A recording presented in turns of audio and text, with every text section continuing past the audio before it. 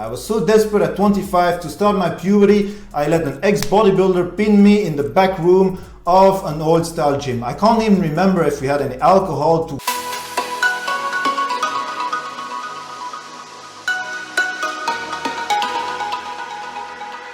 What's up folks, it's Uranus, we're in Brussels, welcome to another video. So, it's been 9 years I started hormonal replacement therapy. Unfortunately, at birth, my pituitary gland, which is in control of a lot of hormones in your body, was damaged, and because of that, I have to be on hormonal replacement therapy for the rest of my life. I have to replace my testosterone with TRT, and I also have to replace my thyroid hormones. Today, we'll be focusing on the TRT part. In the 9 past years, I have done a lot of idiotic, stupid mistakes regarding my HRT, from milder ones to more extreme ones that could have probably sent me to the hospital. Sometimes I lose my capacity to think. Ask my girlfriend.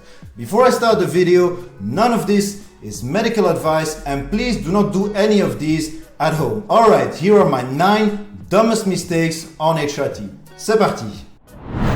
Number 9, crashing my estrogen on purpose. Since I live in Belgium, our estradiol testing isn't the best here, it isn't the most accurate, and I wanted to know what low estrogen feels like versus high estrogen. So I did a very stupid thing. On a protocol of 125 milligrams of testosterone per week, I took an entire milligram of Arimidex, and here's what happened. I completely felt like shit for an entire week. My joints were hurting, I had erectile dysfunction, I was tired all the time, I was peeing all the time, I had suicidal thoughts, and I had just no juice at all in my tank. And it had no purpose whatsoever, because it turns out low and high estrogens have pretty much the same freaking symptoms. Now please never crash your estrogen on purpose. You might not think it, but as men, we freaking need estrogen.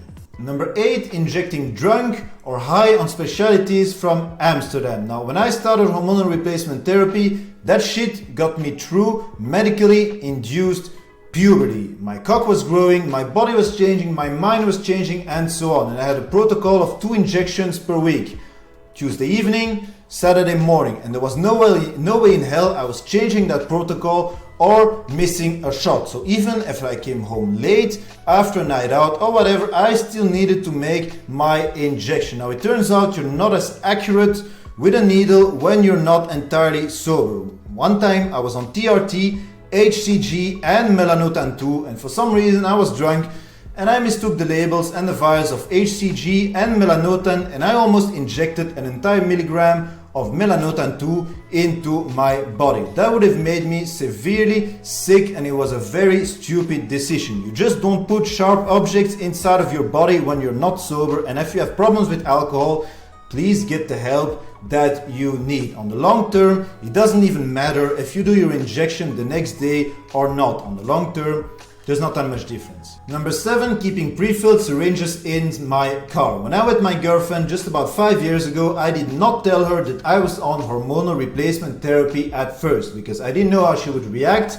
A lot of people react negatively or consider me a junkie or a freak or whatever when I tell them that I have to replace hormones by injections, and I didn't want to scare her. So when I was going to her place, I would keep my testosterone syringes in the glove box of my car, and I remember it was winter and I went to the gym and I pinned in the parking lot of the gym with ice cold testosterone in my leg, and it wasn't a pleasurable experience, let me tell you that, guys. And a lot of people in the gym were staring, and that felt quite weird. So please don't keep your testosterone in your car.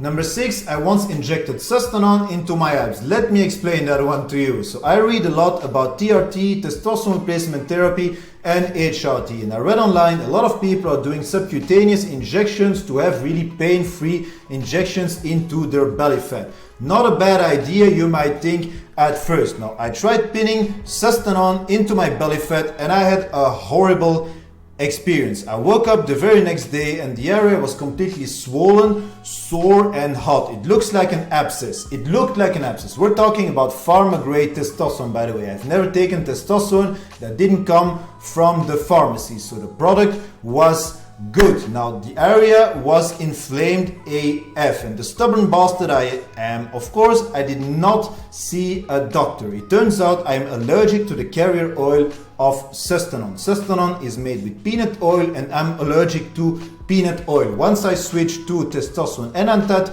with a different carrier oil, ricin oil, I never had that problem again. But I never tried injecting subcutaneously into my belly fat again. It was a horrible idea, and my best friend, I was working on with my best friend, and he probably still remembers seeing a freaking ping pong ball for a couple of weeks on my abs. Luckily, it went away by itself. Number 5, my very first testosterone injection was done in the locker room of an old-style bodybuilder's gym. So I just finished my appointment with my first endocrinologist, and he explained to me that I needed to be on therapy for the rest of my life. So I picked up the prescription medication and the needles at the pharmacy, and then I headed down to the gym to change my ideas.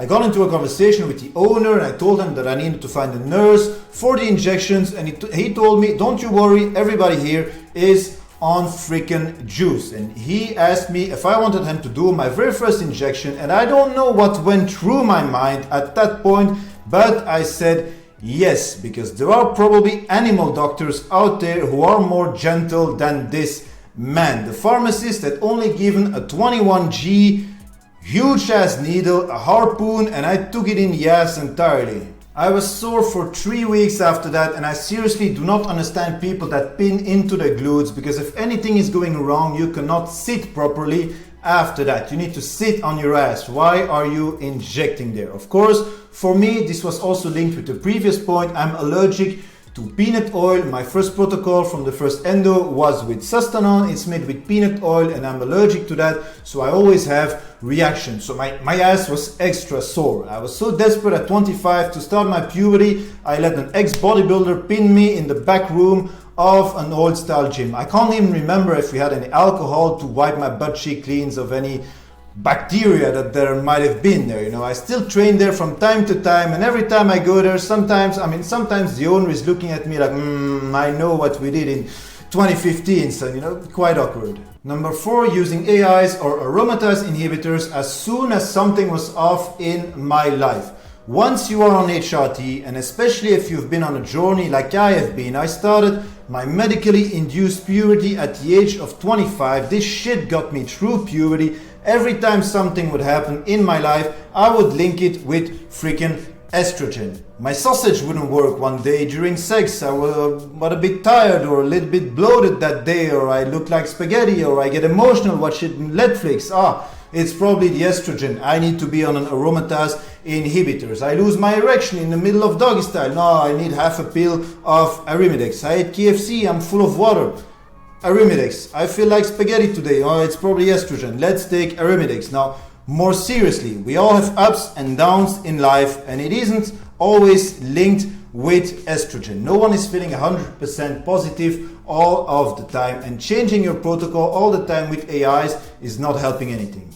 Number 3, staying on the same protocol for far too much time with side effects that I would consider pretty much normal. When I started my HRT, I switched to HCG monotherapy quite quickly, and I was on 3000 IUs of HCG per week. I stayed on that protocol for more than 2 years, while I never actually felt good on it. It's also linked with our medical system here in Belgium, because if you want an appointment with an endocrinologist, a good one, you will wait easily 4 months. After being on HCG monotherapy, I switched to TRT, and I was on 150 megs of TRT and 1500 IUs of HCG in the same week. And it was way too much, and I had a lot of side effects, but I would stick to that protocol even though I wasn't feeling good on it. So I felt like crap for weeks, sometimes months, instead of adapting and changing my protocol. Number 2, I once had an Ampul explode in my hand. In Belgium, testosterone replacement therapy is always in ampules. We do not have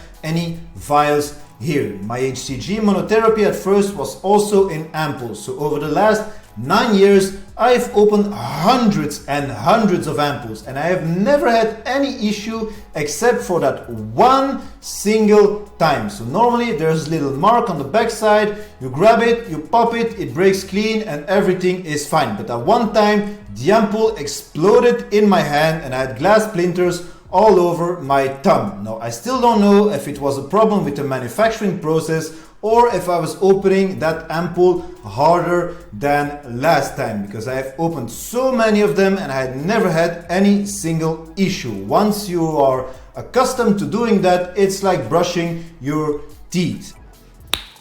Anyway, it wasn't a pleasurable experience and my precious testosterone was on the goddamn floor. Number one, and get ready because this is by far the dumbest one of all of them, I have reused my own needles. This is really a stupid one because it could send me to the hospital with an infection. Never do this, guys. Keep it clean. Now, for testosterone replacement therapy, I've never reused a needle, but for water-based solutions like peptides, HCG or HGH, I've reused my own needles. I've reused 29G insulin needles and I've also reused the little needles that you place on top of my growth hormone pen.